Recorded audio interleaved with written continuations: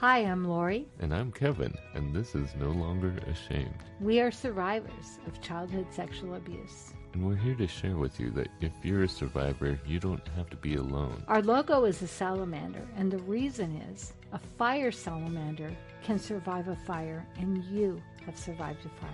We want to help you with your journey to healing and hope. We are all survivors together, and we walk this journey together, and you are not alone.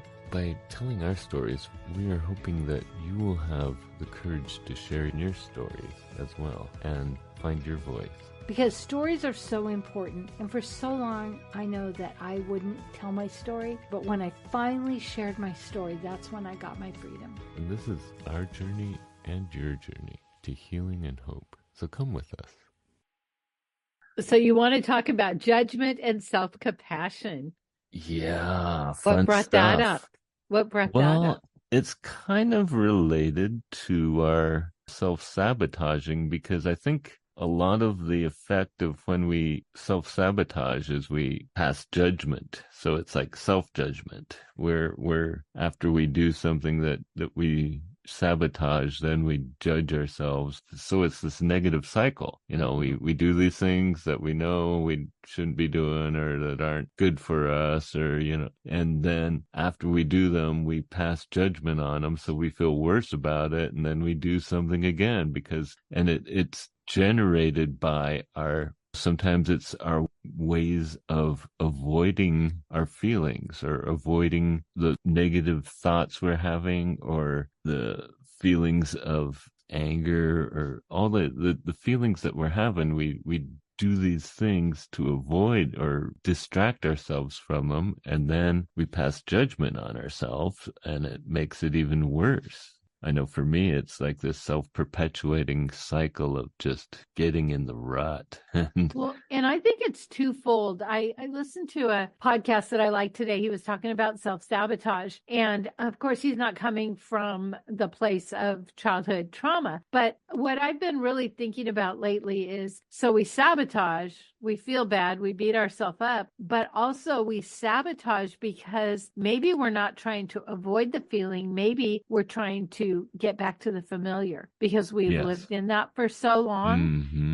And so one of the things that I've been working on is taking joy moments and finding, like, if I'm coming out of the pool and the sun is rising and it's a beautiful red sky, I just stop and I actually conjure the feelings. Like, it'd be easy to go, oh, pretty, move on. I sit and I look and I conjure the feelings of joy, because what I recognize is that I almost want to stay in this status quo because in my mind it's safe, but it's not happy and joyful. Yeah. And so I feel like the part of my brain that's doing all the work on its own is trying to keep me there. And I just read this amazing book. It's called What to Say When You Talk to Yourself. Oh, yeah. And I think you've mentioned that before. Yeah. And why I like it so much is because it really is that self-talk. And when we choose to be intentional and pay attention to the words that we're saying to ourselves, we can turn things around. But part of the problem of not being present, we're either worried about the past, we're focusing on the future, and we're disregarding the now. And so all of those tapes, because they're just tapes that are going on in our head. You're not worthy. You don't deserve this. You know, whatever it is we're telling ourselves. You always screw it up. You know, all the things that we tell ourselves because we've heard them. It's on autopilot. So in order to get in the moment, have that joy moment, and then think about what we're telling ourselves and turn it around and be so intentional. And it's hard work. And I think this is why people don't do it, because you really have to. I've been working really, really hard on it. Yeah. And me too. We're like rubber bands because we want to go back to what's familiar, but familiar isn't necessarily great or good. And so I'm trying to stay in a place of joy and happiness longer each day or each time that I become conscious, because I read all these books on habits, like the Atomic Habit, and they say like 95% of what we do is autopilot. It's just habit. The way we drive, we get up, we drink, we take the dogs for all the things we do. So for us to stop and be intentional Yeah. can really start to change things up. But we don't do it unless we have a reason to, because I think it's just the way we're made. Well, habits are ingrained. I mean, that's why they're called habits. And the habits we have of self-sabotage aren't helping us. And in order to change those, we have to become aware of them. And I think it is important to be aware of our self-talk, because that's generally what generates our habits, what we're thinking or feeling about ourselves. And in order to change them, we have to change that self-talk, so we start to change how we feel about ourselves. And that's where self-compassion comes in. We have to give ourselves a break. And like you said, when you have that moment of awe, you know, you're seeing this beautiful sky, or you're just, today I went for a bike ride and it was absolutely amazing out. Oh, it was just beautiful, beautiful day. And there were several times I was riding and I was just in awe. And so we have to realize that there is a place where we belong, and we do belong here and now, but it's like we have to enjoy and give ourselves compassion for when we see ourselves doing those habits. We have to recognize the habit and then start to realize why we have those habits and give ourselves a break about it so we can try to change them. And then when you start changing them, recognize that it is hard and it does take work and it doesn't always work. But when it doesn't work, we can't beat ourselves up about, because that just sends us back to those old habits. So part of it is recognizing the changes we want to make, and that there are other ways of doing the things. Like, you know, I know when I would do things that I know that aren't helpful, but I do them anyway. That's when I listen to why I'm doing them. What is it that's making me want to do them? And what is that voice in my head that's telling me, you don't matter anyway, so just go ahead and do it, do this, you're never going to change, all those voices. And that's where you can start to change those voices, is when you recognize them. Well, and I think it's twofold, because, you know, we talked about toxic shame. And so one of them is recognizing. And I think that awareness, like you said, you're riding your bike and you were just so aware. Like I think it's so easy to go through our day and not be aware and not even recognize that we can be aware. But then to validate, so to look at it, like if we've done something, so we recognize we can feel joy, and we feel that joy and we go, oh, we can feel different. And then, you know, the next time we're at a point where we're beating ourselves up is to recognize, oh, I don't like that feeling, and acknowledge, you know, maybe I want to be mad, and maybe recognize and validate, I want to feel bad, because we don't really want to, but we do.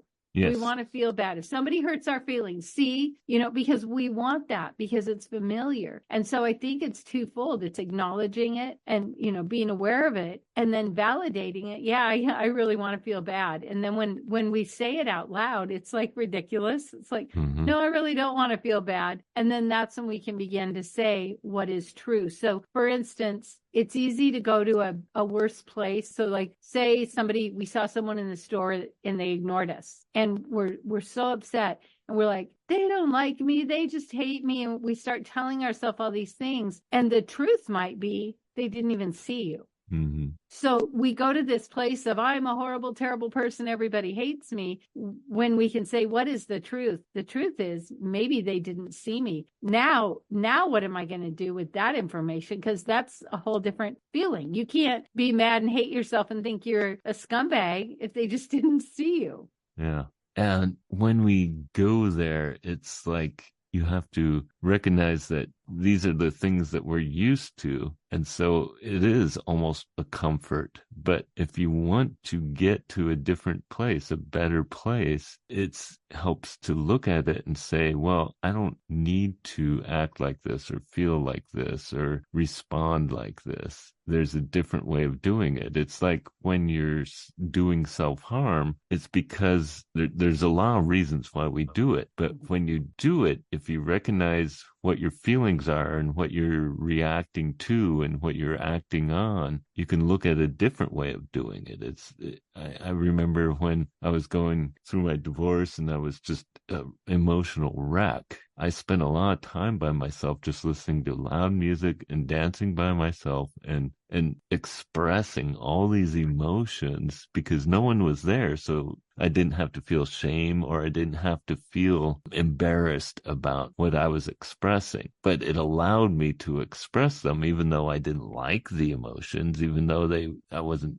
they were feelings of just self-hate, but being able to express them. And then once I got them out, I started to look for those other feelings that weren't self-defeating, looking for those times when I felt good about myself. And even in those times to say, wow, I'm feeling really good about myself, and just acknowledge that. Oh, I like this. I actually might like to feel this way more often. I love what you said in the beginning is that, being aware and then knowing that we have that option. Yeah.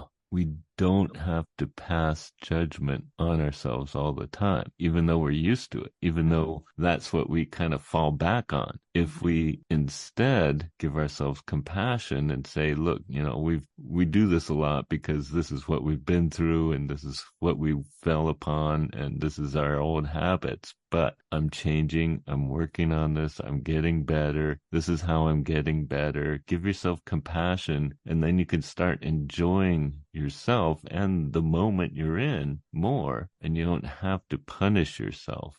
Mm-hmm. Yeah, imagine that. It's almost like asking a different question. So we just beat ourselves up. We don't think about it, but then we recognize it and we say, do I really want to feel like this? Because when we say it out loud, it's like, well, no. But when we don't say it out loud, it's of course, because this is what I deserve. Yeah. But when we start to recognize that we have options and that we don't have to be mad all the time, because, when people come especially out of drug addiction, they have two feelings: joy because they're glad they're getting out, and anger. Yeah. It's like they don't even know there's a range of emotions because they've been stuffing them their whole life. And so it's like recognizing there's a range of emotions and that it is okay to feel them. And that it's so amazing to me that we're so hard on ourselves and we would never treat anybody we love the way we treat ourselves. Yeah. And we're so judgmental on ourselves. But one of the things I see that leading to is being really judgmental of others. And that's not healthy for us either, because like you said earlier, we don't know what they're going through. We don't know if they noticed us even, but you become harsh. When you're harsh on yourself, you become more harsh towards others, and it just perpetuates. You get this nastiness inside from being harsh. Where there's other ways of dealing with it. Having that compassion towards yourself helps you to have compassion towards others, and then things don't affect you as much. And it's really toxic when you're just judgmental all the time. But that's what we're taught often. That's what we're in the cycle of self-hatred because we've been taught self-hatred. And since we hate ourselves, we start to hate everyone else. So the compassion is where we can come out of that, understanding what's going on in ourselves and then giving ourselves a break about it and finding a different way of dealing with it. I think that's so important. Is there are ways of dealing with your emotions, with your feelings that aren't harmful to you, but we aren't taught those. We haven't learned them often. And so if you think about it, if you're abused as a child, you don't know. You're just a child. Yeah. You don't know how to cope. And that's why I'm such a big advocate of getting a coach or getting a counselor, because even if you feel like, well, I'm doing okay, having somebody listen that's not your husband or your wife or your best friend, that actually has training behind them and that can say, oh, this is where that comes from, or offer ways to tweak how we think, because we've just been trying to figure it out on our own. Yeah. And they're objective, and they're not going to be judgmental. Right. And then today I've been sending this to you. I've been listening to, I love Real Crime Profile. Yes. And they've been covering the Boy Scouts. And today at the end of the show, there's a hotline you can email. It's called wannatalkaboutit.com. So they say anybody, not just the Boy Scouts, but anybody, if you haven't talked about it, call one of those lines, talk to somebody. And if you have done some work on it, maybe you got counseling in the beginning, but now you're just recognizing, I feel mad all the time, or I'm still low grade depression. Get help. Like, what a great, wonderful thing. It's like a spa day. You go, you get to talk. They don't interrupt you. You have somebody on your team. It's such a wonderful thing. And I think that there's a certain generation that thinks maybe counseling is like you're weak if you have to go to counseling, so it might depend on your age, but maybe for Christmas, give yourself the gift of counseling. And I love what Dr. Zoe said. She's the one that says toxic shame. She said, if you can't afford it, if you're just like, I can't afford it, go one time. Or hire a coach for one session. Or most coaches, like we have our coaches, Marcus and Michael, you can do a discovery call. You can go get on a half an hour call for free. And they'll just listen to you, whether you ever sign up or not. And it's like, do something good for yourself and get somebody that will listen, that might have some insight and wisdom about what you're going through. Yeah. And even just talking to someone who's not going to be judgmental about what you're talking about, going to let you just talk about it, get it off your chest, is so important, because we're judgmental of ourselves. And so we never talk about it because we pass judgment before we even talk about it. So it's important to just have an outlet. Have someone you can share these things that you might not even feel really great about, but you just you need to get them out.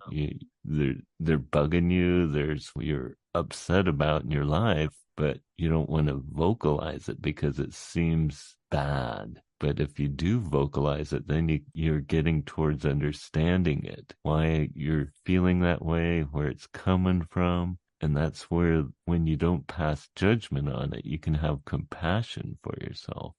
I remember a friend of mine was telling me some things about how she felt. We worked together, but we couldn't see each other. We talked down the line. We were in radio. And I think she had told me maybe that her dad was an alcoholic somewhere along the way. And I said, why don't you Google adult children of alcoholics? And so she did that. And the next time we got on the, can to talk, she said, oh my God, they know me. So when we have behaviors and things from our abuse, we think we're all alone. We think nobody could possibly understand. But when we reach out for help at Celebrate Recovery or going to any of these kind of recovery groups, I mean, I think about what you said, Kevin, when you found that group and you were like, oh my gosh, I'm not alone. Yeah. And that's when you find out that there's reasons we act and react in ways, and it kind of takes the blame off of yourself. You understand, there's reasons I was doing this. Right. And I'm not just a horrible person. There's a reason that this is happening. Yeah. Well, and also you learn there's other ways of acting and reacting, and give yourself the grace to start doing them, but don't have these expectations of just being perfect all the time. Having forgiveness for when you don't always act the way you want to or react the way you want to. Understanding that you're not going to be perfect right away. It takes a while, and you're never going to be perfect, but you can get better. You can find other ways of acting. You can find other ways of reacting. You can find other ways of acting out your frustration or your self issues, that when you feel like you want to sabotage yourself, instead find ways of building yourself up or doing something that you like to do instead of doing something that makes you feel bad about yourself. Yeah. Yeah. And I think that when we're going it alone, we don't have any perspective that things can be different. Because it's all we know. And so when we are able to start getting support, talking to people, seeing that other people have gone through it, other people, like you may have not belonged with your family anymore because of what you went through, but there is a place that you can belong. And it's recognizing that, that's why we did this podcast, is so that people don't have to feel alone. And what happened during COVID was it isolated a lot of people. And so now, even though we're back in it, some people who maybe were on their own alone or we're single, they're having a hard time getting back in the swing of it. And so if you are isolating and then you're having these thoughts and you're being so hard on yourself, I just want to say it doesn't have to be that way. Yeah. Yeah. There is other ways of being and other ways of treating yourself. And it starts with awareness, and then instead of passing judgment, having compassion. Mm-hmm. And compassion is so important. Self-compassion just helps you get over the humps, helps you get past those down times when you're compassionate towards yourself. I mean, you're never going to be perfect. We all make mistakes. We all screw up and go back to our old ways sometimes, but at least when you recognize it, you can say, oh, yeah, I did that, but that's because I was feeling this way or feeling stressed out. But instead, I'm going to start doing this instead. Right. I love what Maya Angelou said. When we know better, then we do better. Mm-hmm. And it's just a process. It's just a process of learning how to have some more compassion, being present. And one thing your wife talked about a lot was putting down the phone. And so I made a point when I get to work, I don't, unless I need the phone for work, I put it down. So even in the elevator, and it's so interesting how so many people are just glued to their phone, and it almost makes them uncomfortable when you put your phone down. But I'm like trying to really be in the present moment. That doesn't mean we don't set goals and plan. You know, some people get weird about that. But if we can start to enjoy right where we are, right when we're there more often, that's a big step in the process. And all of a sudden we might go, oh my gosh, I'm actually feeling better because I'm not worried about what happened before. I'm not worried about what's coming up. I'm just actually enjoying my cup of coffee or, you know, whatever it is that you're doing at the moment. Yeah, because once you get going on the things you did in the past, you know, when you do something, you make a mistake or something, and it reminds you of all the times you made mistakes, and then you just dwell on it. I always do this. You get obsessive and you just drag yourself down. But if instead of that, you just laugh it off and say, oh, well, that happens, and give yourself grace and enjoy yourself where you are in the moment, even when there are times that you're just frustrated and stuff isn't going well. Knowing that it's going to get better is what carries you through that. I heard this WNBA player, I can't remember her name, but she was doing a talk maybe to high school kids. She said, you know, we're always waiting for things to get easier. And she goes, I'm here to tell you, they don't get easier. We learn to do hard better.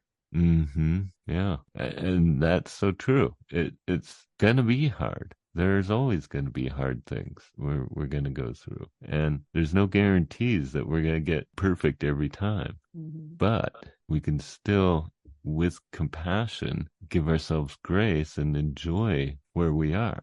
This morning, I had a Zoom call I had to get on. And so I was in a little bit of hurry. I pulled the eggs out of the refrigerator. I was just going to, you know, make a quick breakfast, and I put them on the counter, not in a good way. And all of a sudden they fell on the floor. And so I broke all my dozen eggs. Oh. And normally I would be like, God, you're such a klutz. You're always, you know, in such a hurry. And I just laughed, and I was like, oh my gosh, I just found a way to enjoy the moment. And actually 3 of them didn't break.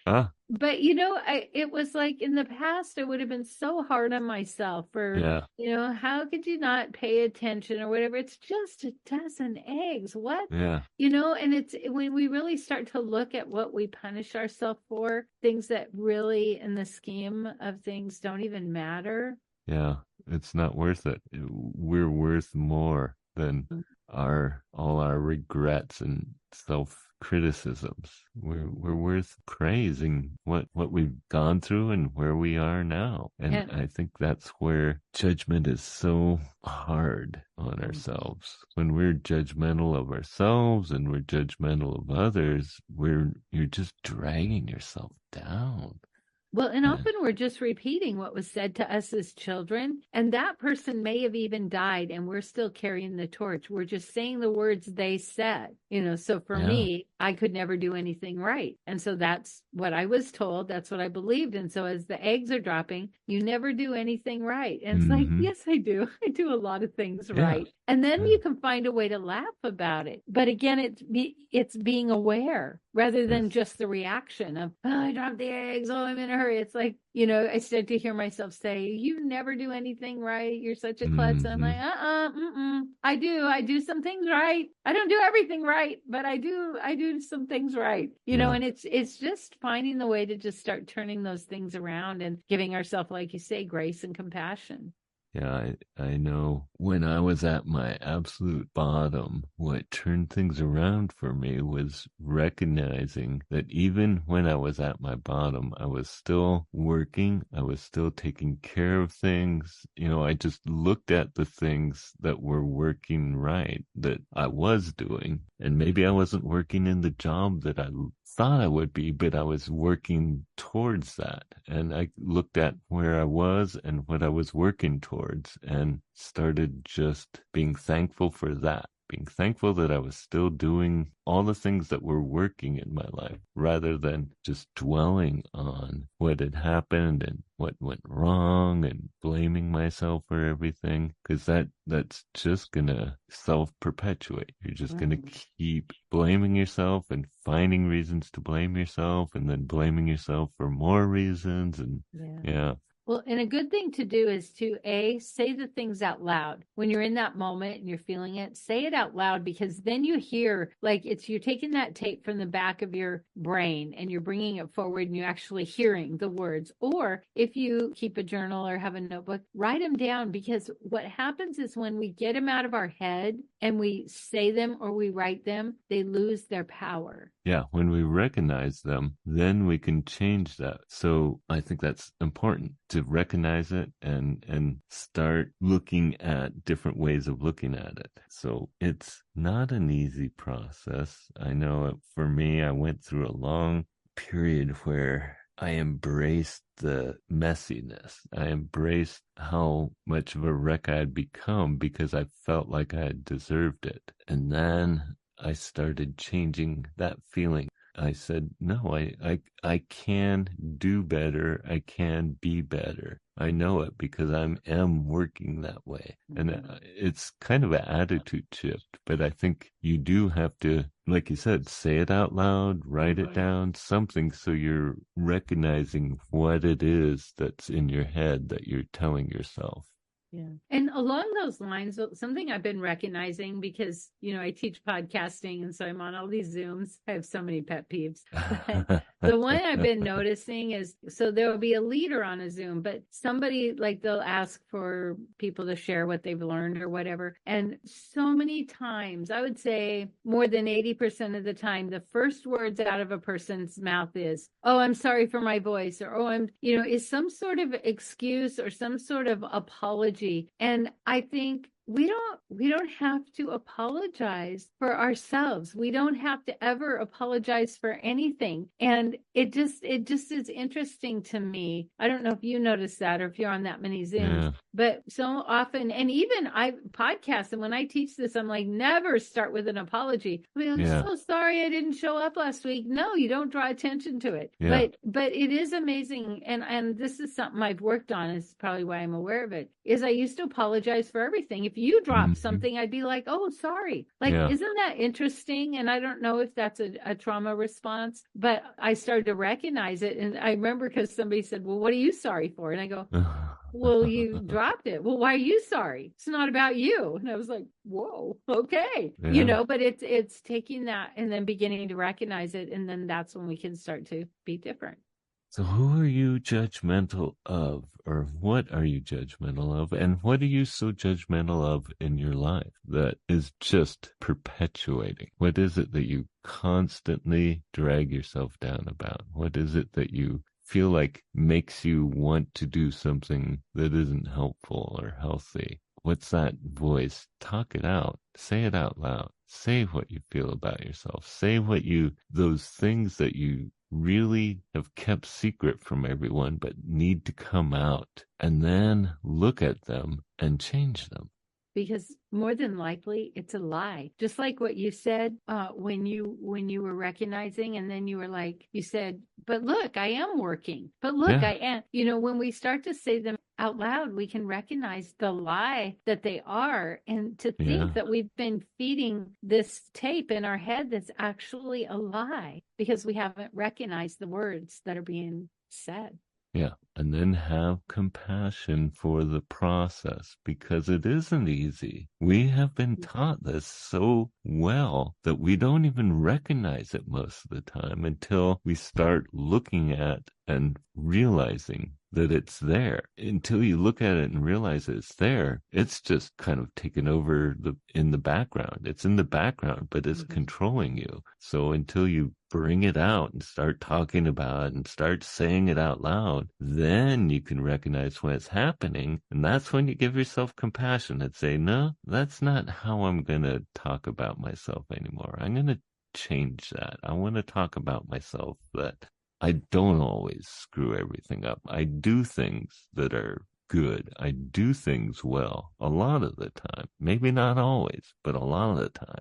You know, just change that voice and have compassion for the process because it takes time and we all screw up and we still do. But Which is if you, cool because that's why we grow. We yeah, mess if up. you give yourself grace when you screw up, you're going to give others grace when they screw up. I mean, it's not necessary to be perfect all the time. If we were, it'd be pretty boring. Yeah. Well, and perfect is overrated. I mean, most of my coaching clients, they're recovering perfectionists because they thought they were Mm, supposed to do everything perfect, and that's not attainable. yeah, Perfection is just, I mean, if you're a doctor, you want to be perfect. You don't want you to, want to be you know, really, but really I'm telling good. my clients, do it messy. Just Yeah, do it. But, you know, it's amazing how many kids were, you know, maybe told they wouldn't amount to anything or that they're not doing it right or good enough. And of course, those voices, because you had said we were taught, and in a way we were